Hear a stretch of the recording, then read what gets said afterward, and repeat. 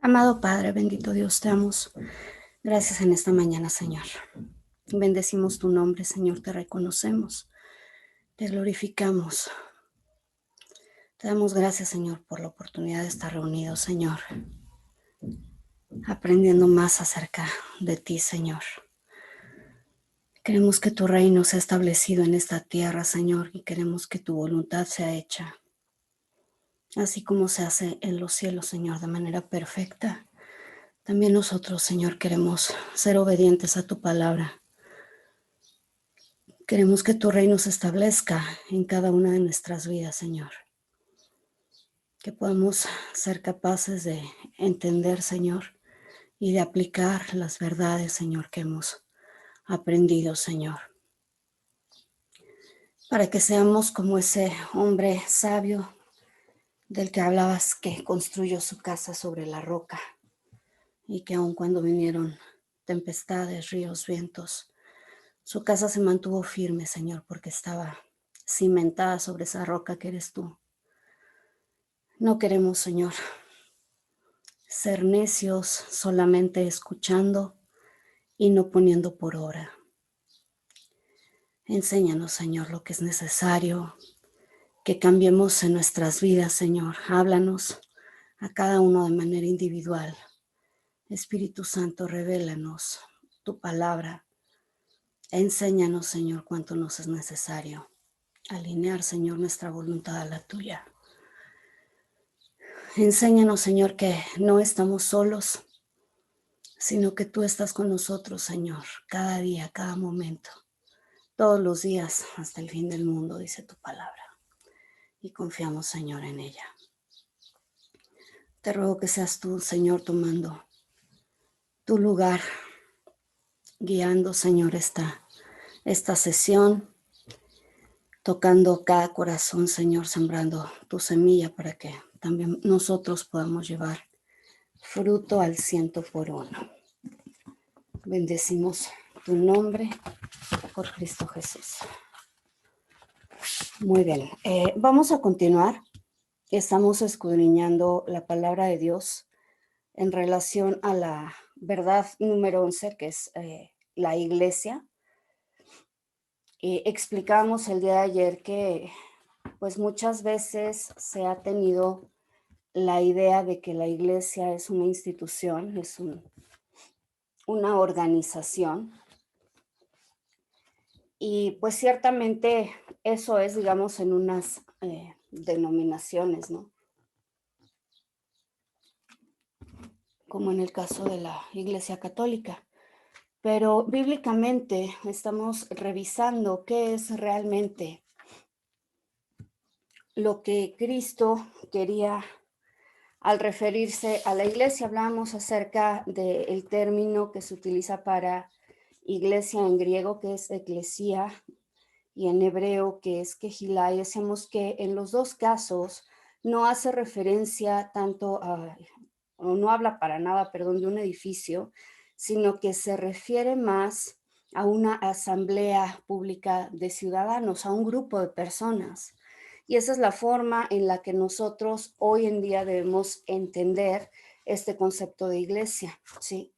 A veces nos referimos como a nuestra iglesia pensando al lugar en el que nos congregamos, ¿no? O al grupo de personas con los que nos congregamos, pero en realidad la iglesia es solamente una en todo el mundo, todos somos parte de esa iglesia, y veíamos el primer concepto bíblico relacionado con la iglesia, que se refiere a ser el pueblo de Dios.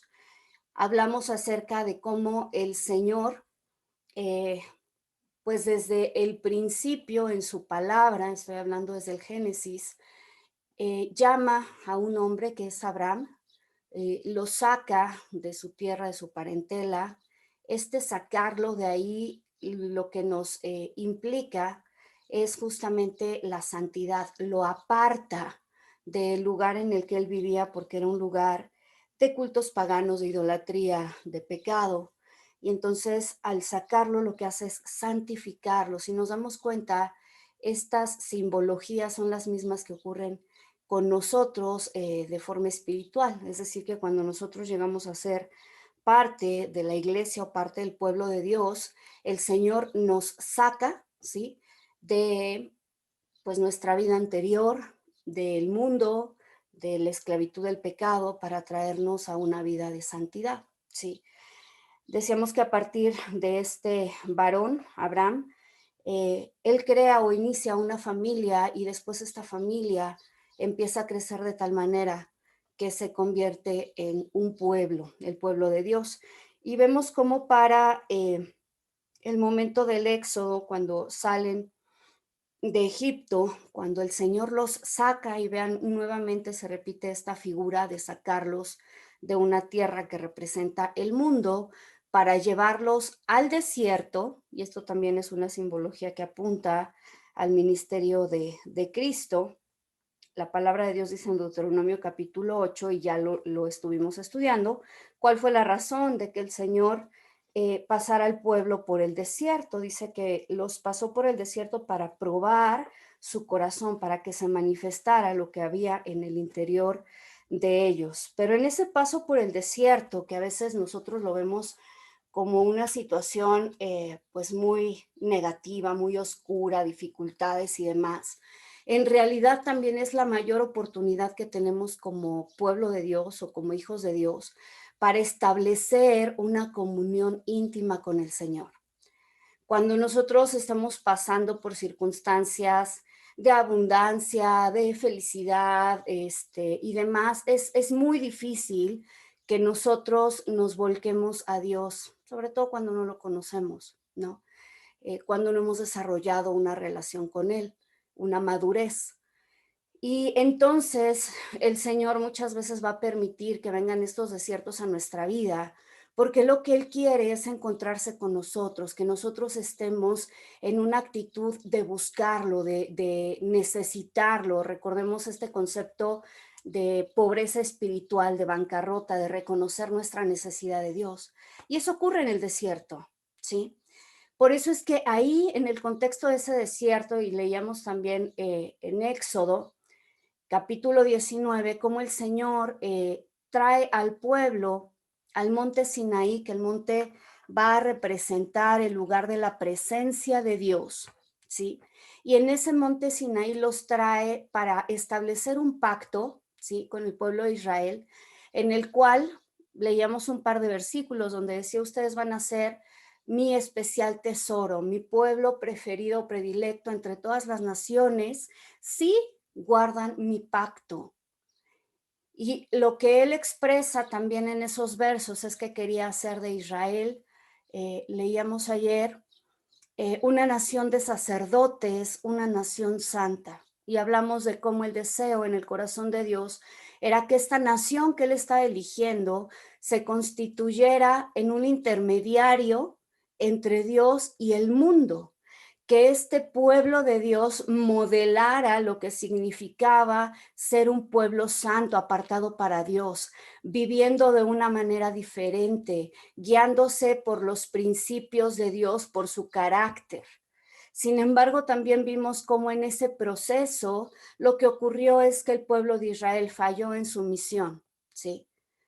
Y también algo que señalábamos es que no es que ellos sean peor que nosotros, en realidad lo que estaban poniendo de manifiesto es la condición de todo ser humano, que en nuestras propias fuerzas somos incapaces de cumplir la ley de Dios, somos incapaces de vivir una vida de santidad. Y esto, al poner de manifiesto nuestra incapacidad, de alguna manera es como el preámbulo para que Dios diga, ok, entonces ahora sí entro yo a hacer lo que ustedes como seres humanos no pueden hacer, son incapaces de hacer. Y entonces Dios encarnado viene a esta tierra, entrega su vida para poder rescatar al mundo, que esa fue la promesa y el pacto que estableció desde un principio con Abraham, ¿sí? Que serían benditas por medio de su simiente, refiriéndose a Cristo, todas las familias de la tierra. Y entonces en Cristo, por medio de su sangre, de su redención, nosotros al recibir ese don de Dios, ese regalo de manera gratuita, que es algo también que hemos venido escudriñando, ¿sí? Lo que hace es capacitarnos, poner en nosotros su propia naturaleza y también poner en nosotros el Espíritu Santo y su palabra, que es lo que nos va a capacitar para que nosotros podamos vivir ahora sí en esa santidad y ser el pueblo de Dios que pueda manifestar al mundo que se puede vivir de una manera diferente, guiados por el carácter y por los principios de Dios, ¿sí? Entonces, la palabra de Dios dice que aquellos que no eran pueblo, hablando del resto de las naciones, llegaron a ser pueblo de Dios. Efesios habla acerca de esto, ¿sí? Dice, y que de ambos pueblos hizo uno. Vamos a buscarlo si me quieren acompañar.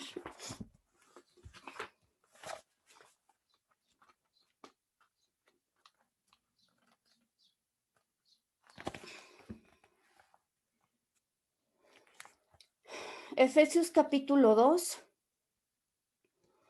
Vamos a leer desde el verso 11. Dice, por tanto, acordaos de que anteriormente vosotros, los gentiles en la carne, los llamados incircuncisión, por la llamada circuncisión, aquí cuando se refiere a la circuncisión está hablando del pueblo de Israel, y cuando habla de los gentiles, pues son aquellos que evidentemente no estaban circuncidados ni estaban sujetos a la Torá. Dice, llamada circuncisión, perdón, hecha por manos en la carne, verso 12, en aquel tiempo, dice, estabais sin el Mesías, apartados de la ciudadanía de Israel y extraños a los pactos de la promesa, no teniendo esperanza y sin Dios en el mundo. Pero ahora en Jesús, el Mesías, vosotros que en un tiempo estabais lejos, perdón, fuisteis hechos cercanos por la sangre del Mesías, porque Él es nuestra paz, que de ambos hizo uno y derribó la pared intermedia de separación, es decir, la enemistad, aboliendo en su carne la ley de los mandamientos dados en reglamentos, para crear en sí mismo de los dos un solo nuevo hombre, haciendo la paz y reconciliar con Dios a ambos en un solo cuerpo por medio de la cruz, matando en ella la enemistad. Dice, y vino y anunció las buenas nuevas de paz a vosotros que estabais lejos, y paz a los que estaban cerca, hablando acerca del pueblo de Israel. Pues por medio de él, los unos y los otros tenemos derecho a entrar por un mismo espíritu al Padre. Esto lo que quiere decir es que de lo que éramos incapaces, tanto los que éramos ajenos por desconocer la ley de Dios dada al pueblo de Israel, como ellos que sí conocían la ley, pero a pesar de conocerla, no la guardaban, lo que hace el Señor es darnos entrada, ¿sí? Por medio de la cruz. Eso es lo que dice la palabra de Dios. Pues por medio de él, verso 18, los unos y los otros tenemos derecho a entrar por un mismo espíritu al Padre.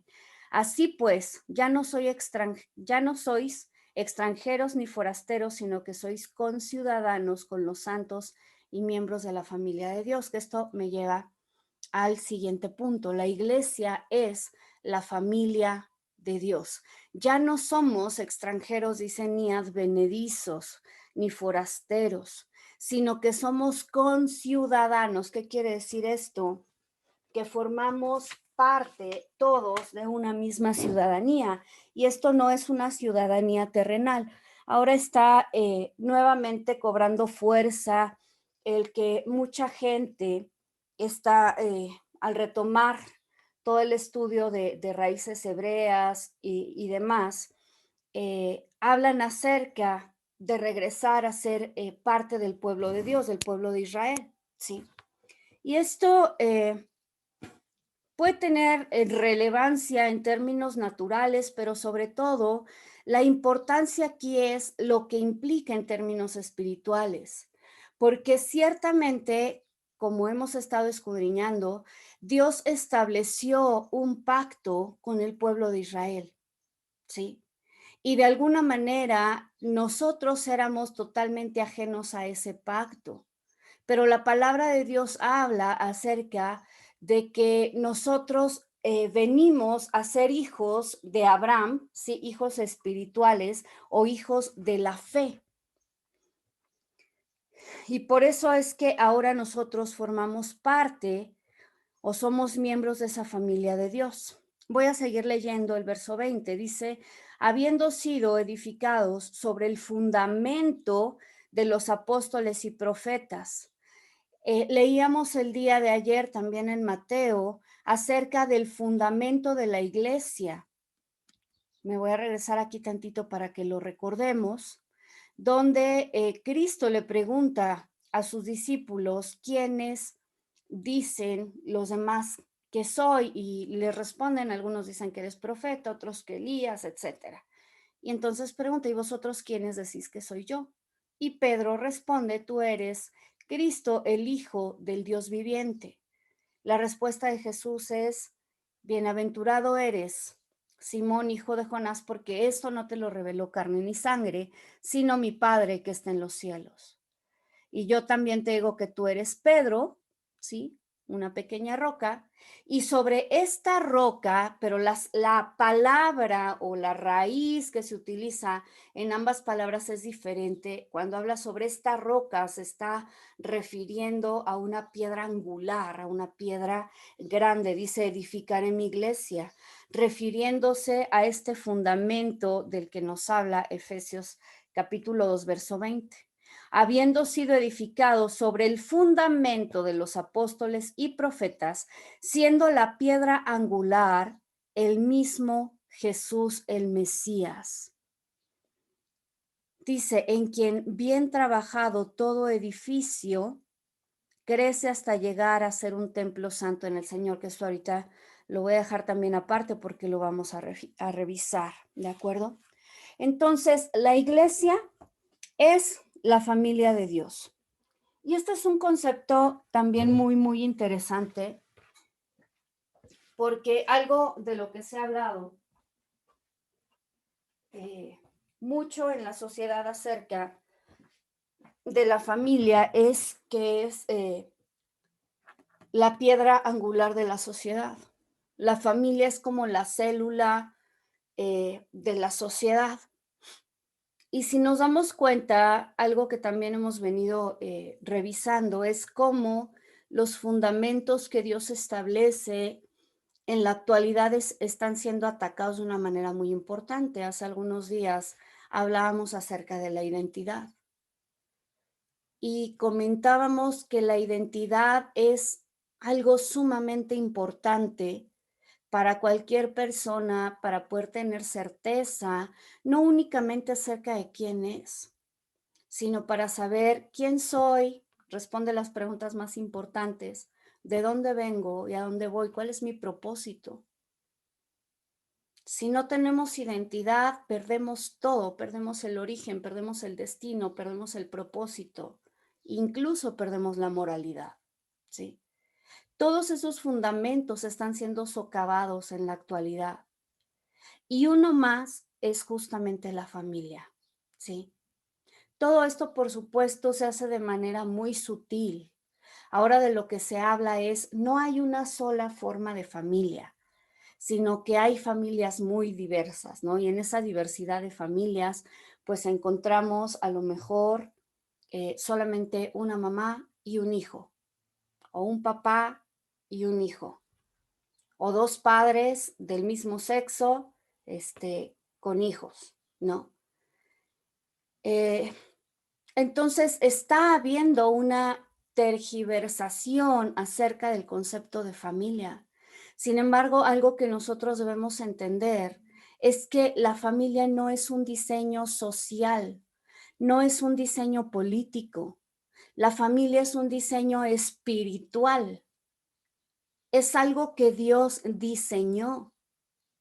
Y este diseño tiene una importancia muy alta, muy grande, porque es en el contexto de una familia que todo ser humano va a encontrar esa identidad. Y es necesario, ¿sí?, entender cuál es el diseño de familia que Dios creó, ¿ok? Entonces, en el diseño de familia de Dios, y nosotros lo podemos ver desde el Génesis, ¿sí? Dios crea a un hombre, Adán, esto también ya lo explicamos, pero dentro de Adán estaba contenida Eva. Entonces, el fundamento de una familia es un matrimonio, el pacto matrimonial. Y es un matrimonio entre un varón y una mujer, porque cada uno de ellos tiene cualidades específicas que son complementarias y que al integrarse van a formar las bases o los fundamentos necesarios para que los hijos puedan crecer, desarrollarse dentro de un contexto saludable. Y esto es algo bien importante que entendamos, porque vuelvo a repetir, es algo que está siendo atacado de muchísimas maneras. Hay muchos movimientos que detrás tienen una ideología y que esta ideología está tergiversada y que a veces nosotros en nuestro desconocimiento abrazamos esos movimientos sin entender realmente qué es lo que hay detrás. Y a veces se pintan como pues ideologías eh, que tienen, vamos a decirlo así, algún propósito o que están buscando cosas positivas, ¿no? Todo este movimiento feminista que en teoría aboga por los derechos de la mujer y la protección femenina y demás, pero que en realidad es una bandera, uno, para socavar la hombría del varón, dos, para ir en contra de la vida, ¿sí? Alegando que uno de los derechos de la mujer es el aborto, y esto verdaderamente es terrible y no tiene fundamento, ¿sí? Pero lo que yo quiero que seamos muy analíticos es realmente qué es lo que hay detrás de todo esto.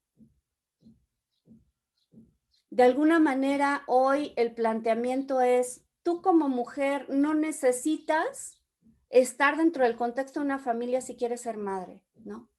Si quieres ser madre, hoy lo puedes hacer tú sola. Simplemente vas con un médico, te puedes llevar a cabo un proceso, ¿no? De una inseminación artificial. Es más, tú eliges el padre de un catálogo, no tienes ni que conocerlo y tú puedes sacar adelante a tu hijo. Y saben, hay estudios hechos sobre estos hijos de madres solteras que demuestran una carencia en la identidad de estos niños. ¿Por qué? Pues porque no tienen un padre. Sin embargo, nos han hecho creer, pues que hoy podemos hacer casi que lo que queramos, ¿no?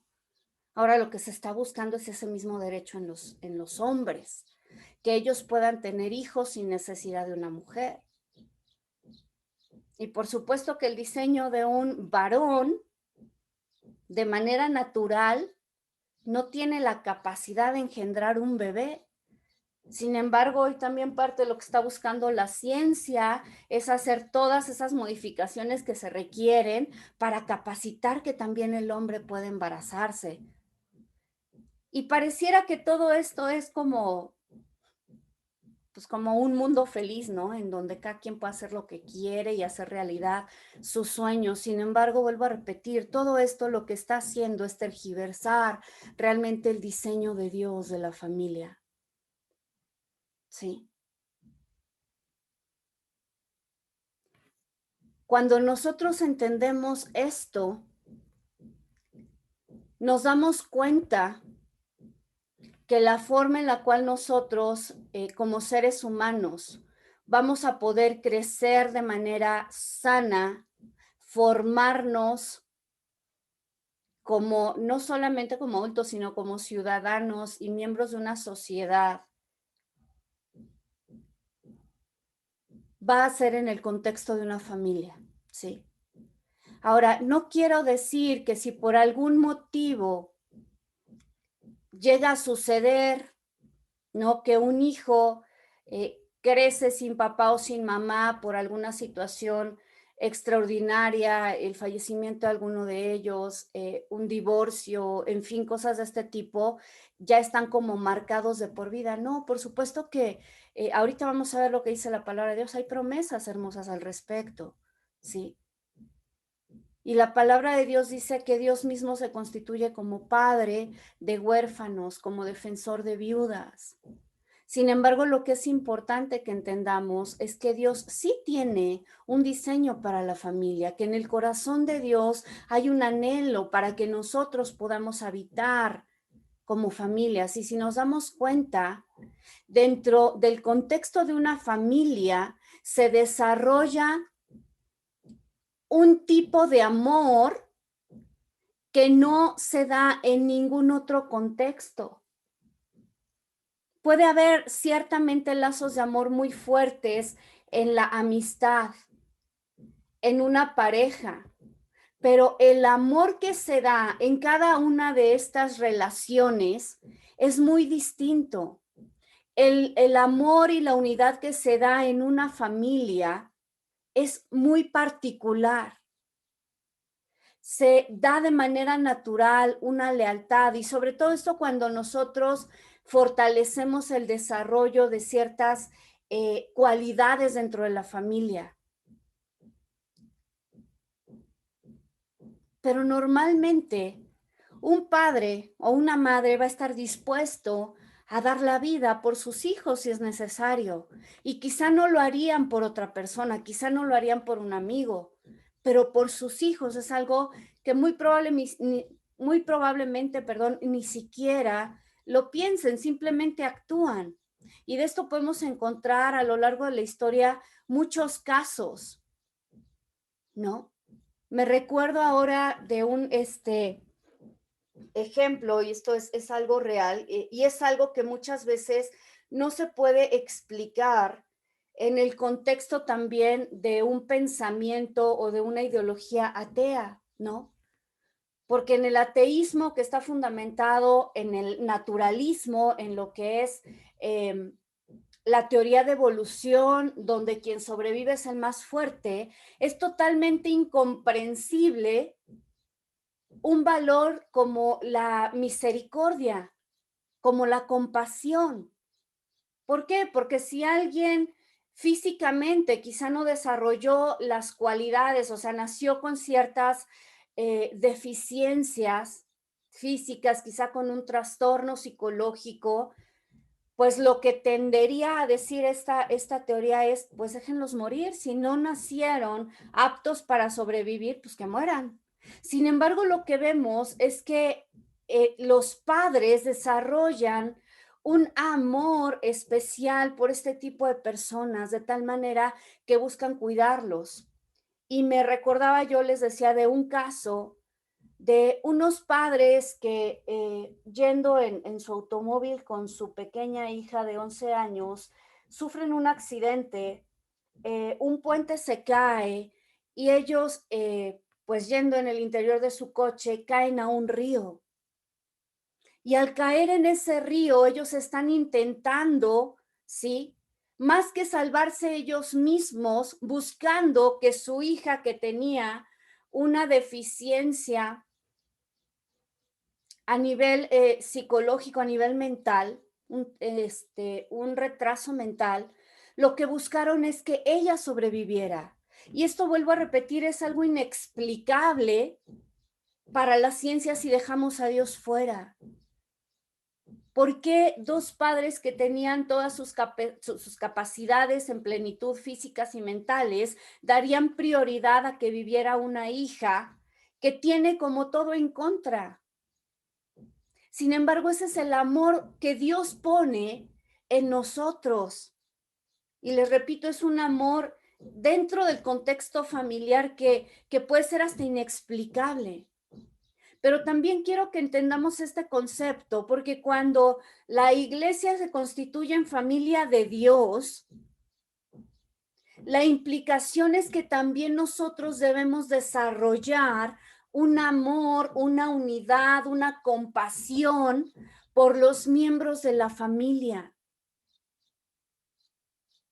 Y es muy triste que muchas veces la iglesia, en lugar de ser ese lugar de remanso, de reposo, de sustento, lo que nos encontramos son críticas despiadadas, son chismes, son murmuraciones, quejas, señalamientos, juicio. Y el punto es que nosotros entendamos qué es lo que significa ser familia y qué es lo que implica que yo sea parte de esa familia de Dios.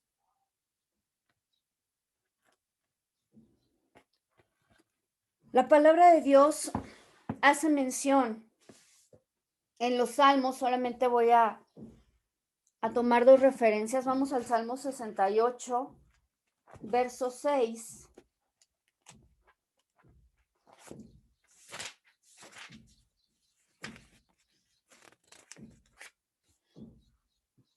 Hablando acerca del Señor, es más, voy a leer desde el verso 5 que les mencionaba hace rato, dice, Padre de huérfanos y protector de viudas es Elohim, es Dios en la morada de su santuario.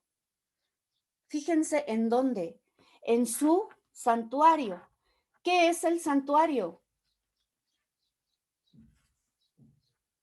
Es el lugar de la habitación de Dios, era parte del tabernáculo.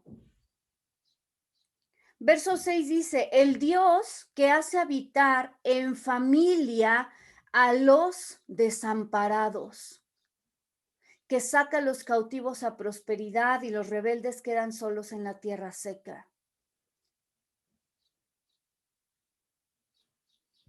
La iglesia está llamada a ser familia para los desamparados,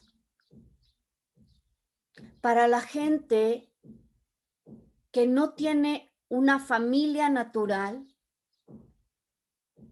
para la gente que está en dificultades económicas, que probablemente no tiene un hogar, una casa, un techo, que no tiene que comer. La iglesia está llamada para cobijar a esas personas.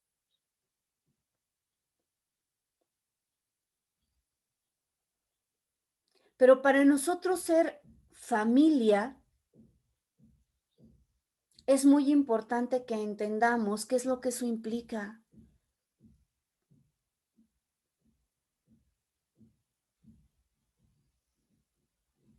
Nosotros tenemos, vuelvo a repetir, un amor natural por nuestros padres, por nuestros hermanos. De tal manera que cuando nosotros vemos que alguno de nuestros familiares está pasando por una circunstancia difícil, lo natural es que nosotros extendamos nuestras manos, nuestros recursos para brindar ayuda a la persona que lo está necesitando. Eso es ser familia. Ahora, no quiero decir que todas las familias son así, porque ciertamente, pues hay familias que sin tener noción o conocimiento de Dios, quiero pensar que eso no ocurre dentro de quienes conocemos a Dios, pues lo que hay son pleitos, envidias, celos, contiendas. Pero como familia de Dios estamos llamados a ver unos por las necesidades de los otros, a anteponer a los demás a nosotros mismos. Ser parte de la familia de Dios significa que yo esté dispuesto a ceder mis alimentos a alguien que los necesita, aunque eso implique que yo me quede sin comer.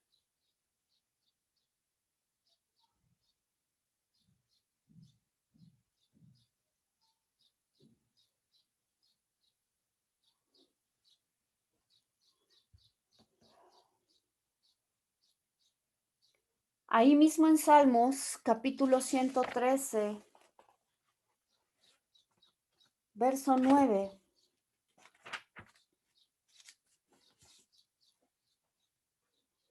Dice que hace sentar en familia a la estéril, gozosa en ser madre de hijos. Aleluya.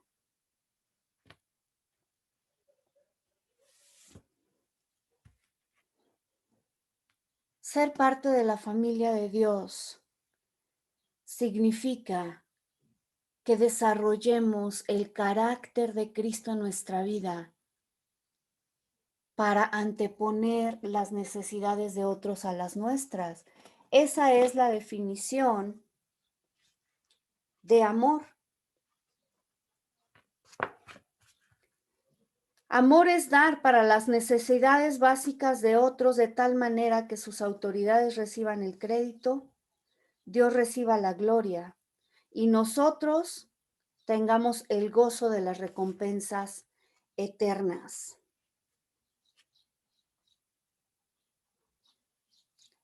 Nosotros desarrollamos amor en nuestra vida cuando estamos dispuestos a honrar la ley de Dios.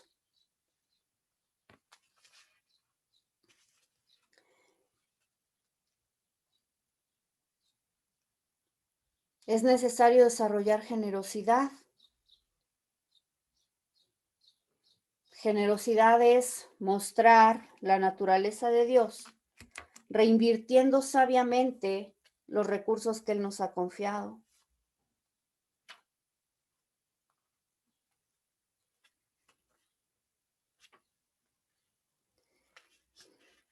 Y si nosotros avanzamos, nos damos cuenta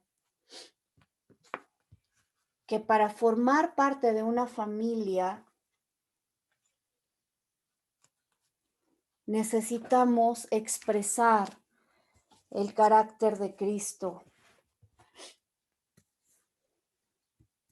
Vamos al siguiente punto que está muy relacionado. La iglesia es el cuerpo de Cristo. Vamos a regresar ahí mismo a Efesios, donde empezamos. El capítulo 1.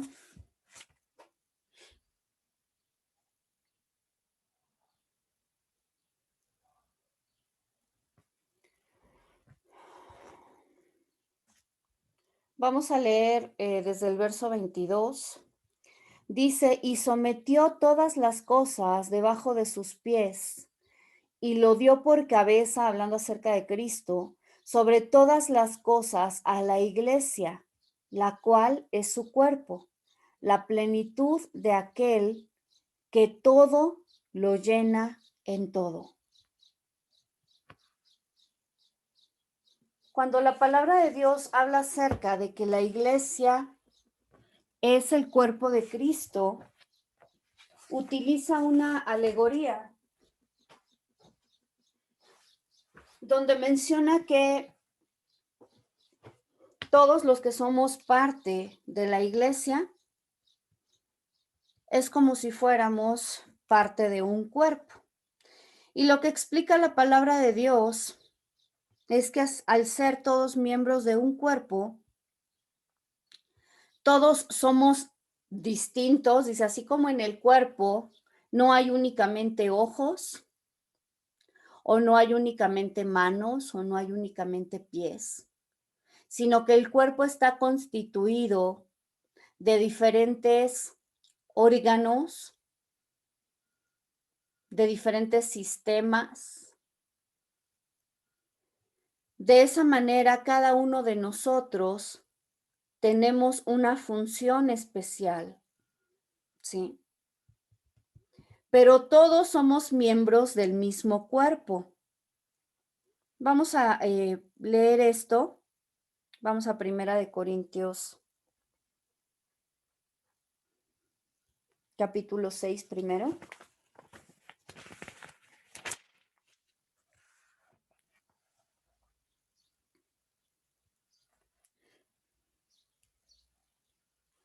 Vamos a leer desde el verso,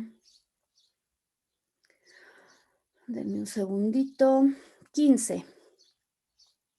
Dice así: ¿no sabéis que vuestros cuerpos son miembros del Mesías? ¿Quitaré pues los miembros del Mesías y los haré miembros de una ramera?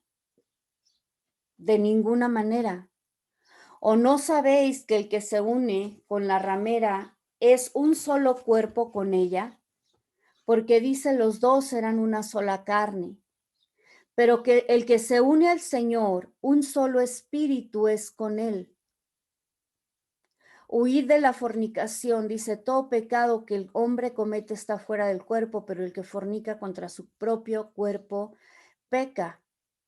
¿No sabéis que vuestro cuerpo es santuario del Espíritu Santo que está en vosotros, el cual tenéis de Dios y que sois vuestros? Somos cuerpo de Cristo. Y esto es tan importante que lo entendamos. Vamos a ver ahorita otros versos. Pero algo que es importante acerca de esto es que al formar todos parte de un cuerpo, la palabra de Dios explica que si algo le duele al cuerpo, todo el cuerpo se duele con ello, ¿sí?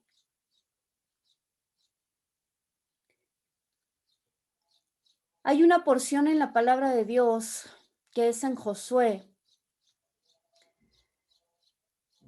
donde la palabra menciona que se había dado una indicación al pueblo de Israel al tomar Jericó y se les había dicho que no debían tomar de el tesoro, ¿sí?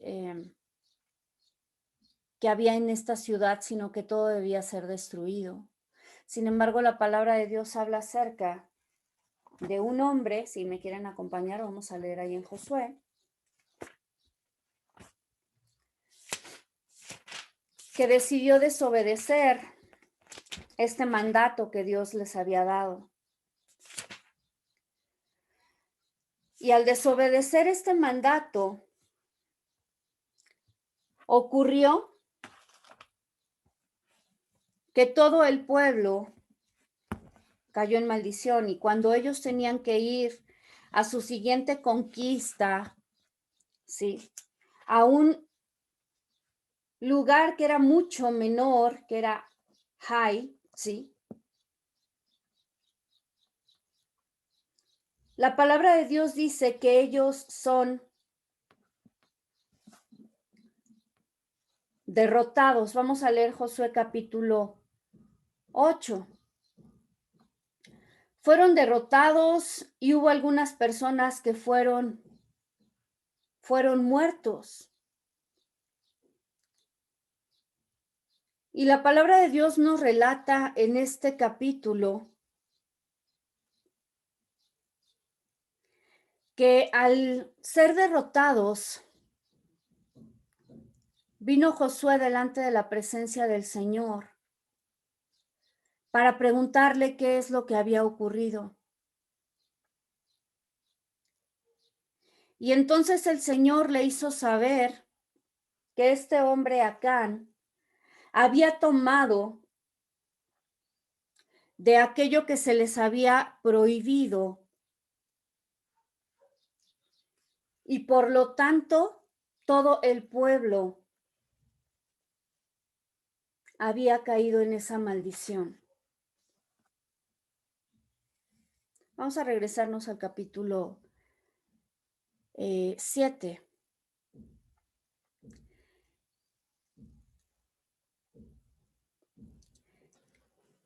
Josué capítulo 7, verso 1 dice, pero los hijos de Israel fueron infieles en cuanto a lo del anatema, porque Acán, hijo de Carmi, hijo de Sabdi, hijo de Sera, de la tribu de Judá, se apropió del anatema, por lo cual la ira del Señor se encendió contra los hijos de Israel. Entender que somos parte del cuerpo de Cristo es comprender nuestra responsabilidad para con la iglesia. A veces pensamos que lo que nosotros hacemos o dejamos de hacer únicamente nos afecta a nosotros. Pero con esta historia, que yo les invito a ustedes que la lean completa, es desde el capítulo 6 de Josué aproximadamente hasta el capítulo 8, ¿sí? Nos damos cuenta que las acciones de un hombre pusieron en riesgo la misión de todo el pueblo de Israel, la misión de conquista.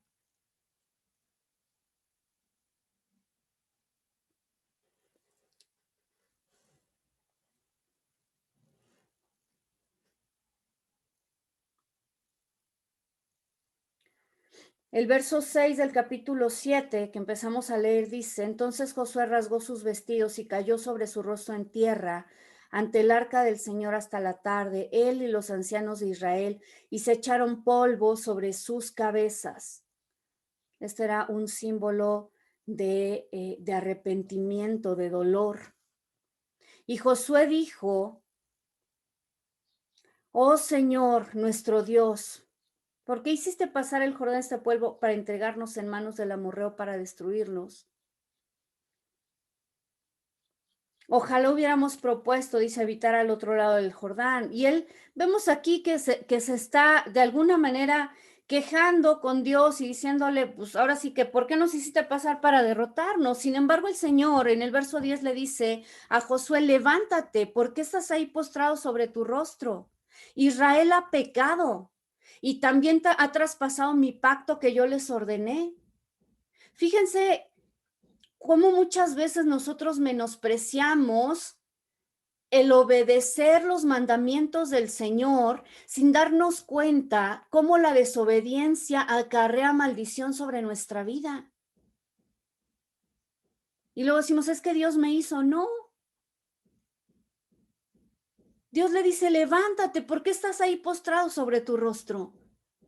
Israel ha pecado y también ha traspasado mi pacto que yo les ordené. Sí, han tomado del anatema y también han robado y también han mentido y también lo han puesto entre sus enseres. Por eso los hijos de Israel no pueden estar erguidos ante sus enemigos. ¿Cómo pretendemos derrotar al enemigo si nuestra vida no está alineada en obediencia a Dios? Esto también es algo que hemos estado comentando mucho. Dice, sino que vuelven la espalda ante sus enemigos por cuanto llegaron a ser malditos. La maldición viene como consecuencia de la desobediencia. Dice, si no destruís a los malditos de entre vosotros, no continuaré estando con vosotros. Dios no puede estar en medio de un pueblo que está en pecado, de una persona que está en pecado. Por eso le dice, levántate, santifica al pueblo y diles, santificaos para mañana, porque así dice el Señor, el Dios de Israel. Hay un anatema, hay una maldición en medio de ti, oh Israel. No podrás hacer frente a tus enemigos hasta que quites de tu seno a los malditos. Tenemos que entender que somos un cuerpo y que lo que hacemos afecta al resto de la iglesia. No somos entes individuales. ¿Se dan cuenta? Verso 14 dice, os acercaréis pues mañana por la mañana con arreglo a vuestras tribus, y la tribu que designe el Señor se acercará por familias, y la familia que designe el Señor se acercará por casas, y la casa que designe el Señor se acercará hombre por hombre. Lo que hizo el Señor aquí fue mostrarles quién había sido la persona que había cometido la desobediencia, que había traído como consecuencia maldición a todo Israel. Somos un cuerpo y somos responsables.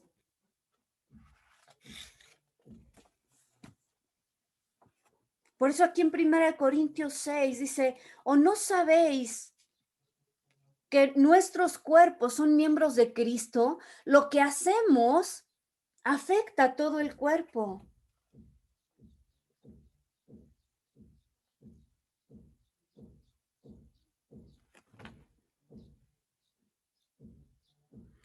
Primera de Corintios, capítulo 12, vamos a leer ahí un poquito más adelante.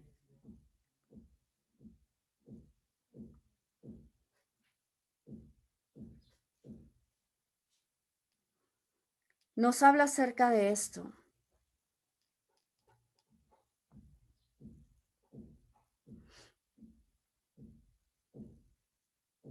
Vamos a leer a partir del verso 12. Dice, porque de la manera que es un cuerpo y tiene muchos miembros, pero todos los miembros de este cuerpo, siendo muchos, son un cuerpo, así también es Cristo.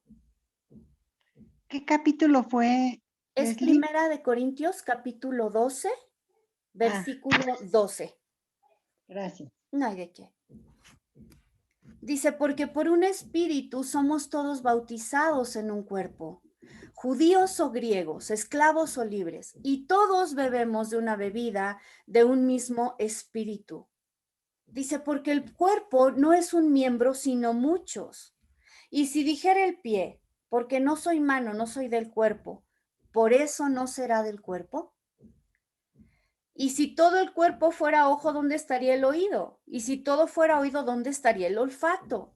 Y aquí nos habla acerca del contentamiento con nuestros dones y que los utilicemos para bien de la iglesia. Dice, mas ahora Dios ha colocado los miembros, cada uno de ellos por sí en el cuerpo, como quiso. Que si todos fueran un miembro, ¿dónde estaría el cuerpo?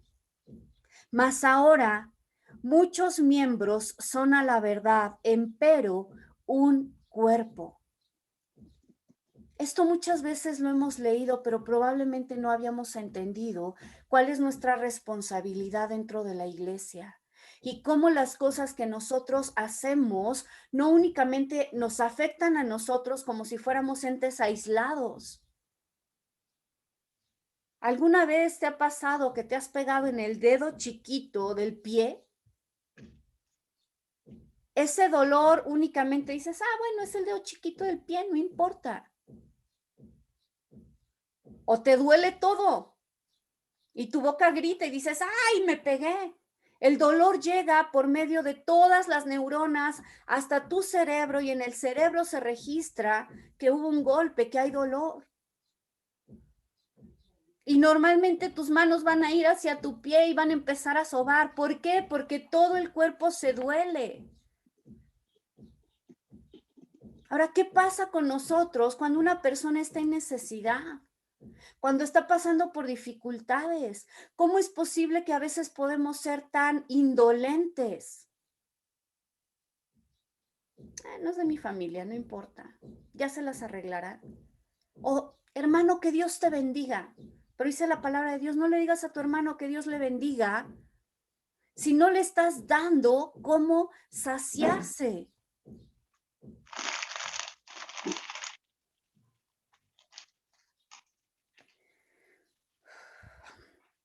Verso 20 dice, mas ahora muchos miembros son a la verdad, pero un cuerpo. Ni el ojo puede decir a la mano, no te necesito, ni asimismo la cabeza a los pies, no tengo necesidad de vosotros. Antes, los miembros del cuerpo, que parecen más flacos, son mucho más necesarios. Y los miembros del cuerpo que estimamos ser más viles, a estos vestimos más honrosamente. Y los que nosotros son indecentes tienen más honor. Por los que no, porque, perdón, los que nosotros son más honrosos no tienen necesidad de nada, mas Dios ordenó el cuerpo, todo, dando más abundante honor al que le faltaba, para que no haya desaveniencia en el cuerpo, sino que los miembros todos se interesen los unos por los otros, dice, para que todos se interesen los unos por los otros. De tal manera que si un miembro padece, todos los miembros a una se duelan, y si un miembro es honrado, Todos los miembros a una se gozan, y vosotros sois el cuerpo de Cristo y miembros cada uno en particular. A unos puso Dios en la iglesia, primeramente apóstoles, luego profetas, luego maestros, luego facultades, luego dones de sanidades, ayudas, gobernaciones, géneros de lenguas. Y pregunta, ¿son todos apóstoles? ¿Son todos ojos? ¿O son todos profetas? ¿Son todos oídos? ¿Son todos maestros? ¿Todos facultades? ¿Tienen todos dones de sanidad? ¿Hablan todos lenguas? ¿Interpretan todos? Procurad pues los mejores dones, dice, pero más aún yo os enseño el camino más excelente. Y el camino más excelente que nos enseña Pablo es el camino del amor. Todo lo que viene en el capítulo 13 de Corintios. Y el amor genuino no es únicamente decirle a alguien que se le ama. El amor genuino es aquel que se da, que antepone las necesidades de otros a las propias. Eso es lo que significa ser cuerpo de Cristo. Esto también viene en el libro de Romanos, capítulo 12.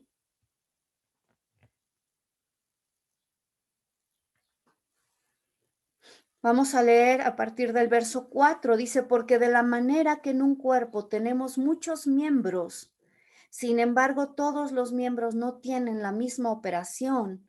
Así muchos somos un cuerpo en Cristo, mas todos los miembros unos de otros. De manera que teniendo diferentes dones, según la gracia que nos es dada, ¿quién reparte los dones? El Espíritu Santo. ¿Cómo? Como Él quiere, dice la palabra de Dios.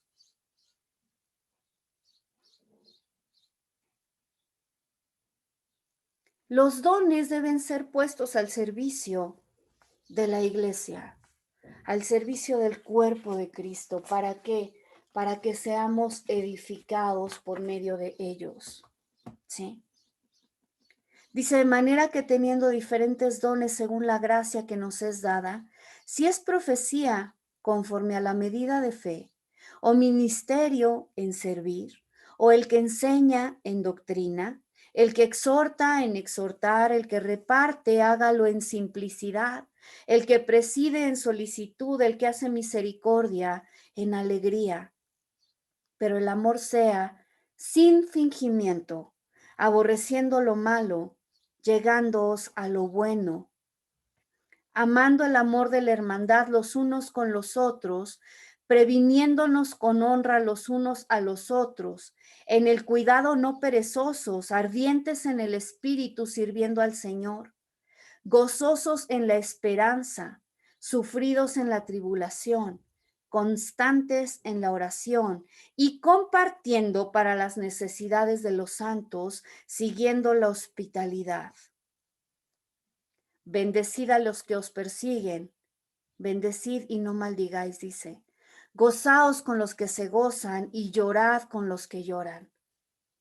A eso somos llamados.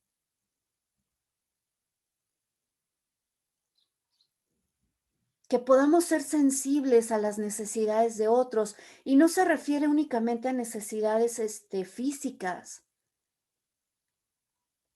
A veces necesitamos consuelo, a veces necesitamos un abrazo, a veces necesitamos orar unos por otros, ser compasivos.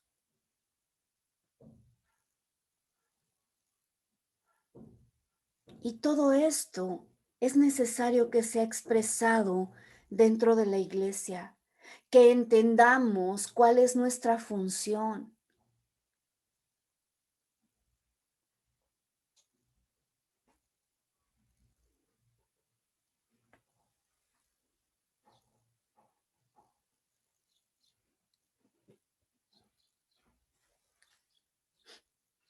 Verso 17 dice, 16, perdón, me lo salté, dice, unánimes entre vosotros, no altivos, mas acomodándonos a los humildes. No seáis sabios en vuestra propia opinión, es decir, aprendamos a escuchar consejo. no pagando a nadie mal por mal, procurando lo bueno no solo delante de Dios, mas aún delante de todos los hombres. Si se puede hacer en cuanto sea posible en vosotros, tened paz con todos los hombres, no defendiéndonos a vosotros mismos, amados. Antes dad lugar a la ira de Dios, porque escrito está, mía es la venganza, yo pagaré, dice el Señor. Así que si tu enemigo tuviere hambre, dale de comer. Si tuviere sed, dale de beber. Que haciendo esto, ascuas de fuego amontona sobre tu cabeza. No seas vencido de lo malo, dice, más vence con el bien el mal.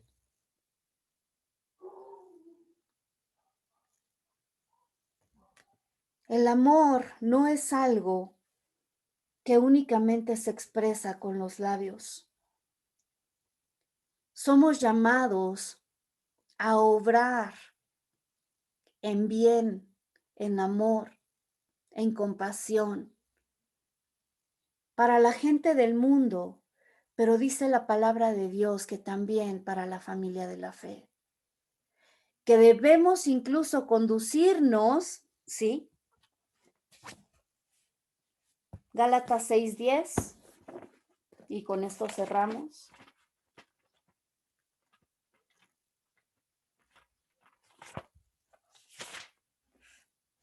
Dice, así que mientras tenemos oportunidad, hagamos bien a todos, pero mayormente dice a la familia de la fe. Ser familia significa no solamente conocer las necesidades de quienes me rodean, de quienes son parte de mi familia, no por sangre, de manera natural, sino por la sangre de Cristo que fue derramada y que nos hermana a cada uno de nosotros. ¿Sí? Vamos a orar. No sé si alguien quiere comentar o tenga alguna pregunta. Ok, vamos a dar gracias.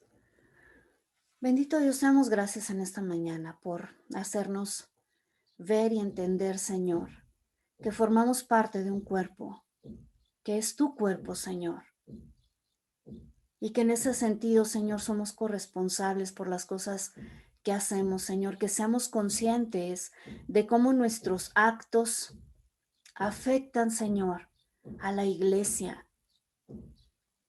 Que seamos conscientes, Señor, de que formamos parte, Señor, de un cuerpo para dolernos unos por otros, para gozarnos unos con otros cuando estemos en una circunstancia favorable, Señor, para ver por las necesidades de los demás. Tú nos llamaste, Señor, a ser una familia y como familia manifestar, Señor, tu amor a través de nosotros hacia los demás.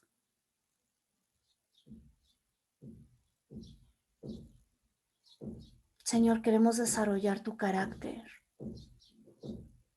No solamente, Señor, para servir a nuestra familia en la carne o no únicamente para servir a la gente que aún no te conoce, sino también, Señor, para dar testimonio, siendo esa familia que hemos sido llamados a ser, esa familia espiritual, ese cuerpo tuyo, Señor.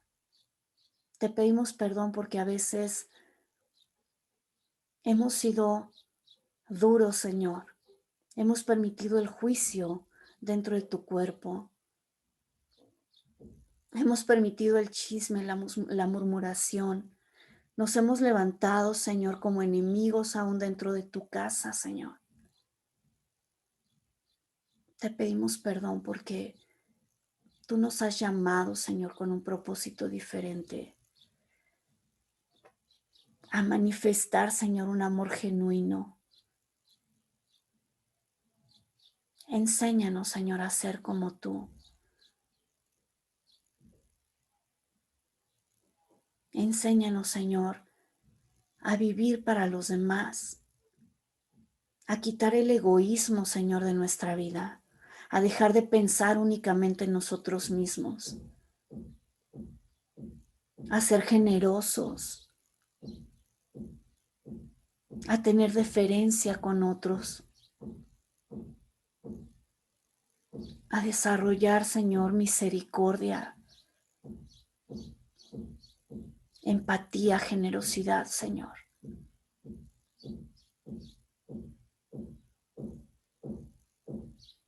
Que no seamos indiferentes, Señor, o indolentes a las necesidades de los demás, sino que estemos dispuestos, Señor, a extender nuestra mano, Señor, nuestro servicio a quien lo necesite, Padre. Gracias por instruirnos, Señor, en esta mañana. Yo bendigo, Señor, la vida de cada uno de mis hermanos, Señor. Te ruego que seas con cada uno de ellos, Señor, en sus necesidades, y que lo que esté en nosotros, Señor, podamos ayudarnos, auxiliarnos, Señor, unos a otros. Esa es mi petición, Señor, en esta mañana, en el nombre de Cristo Jesús. Amén.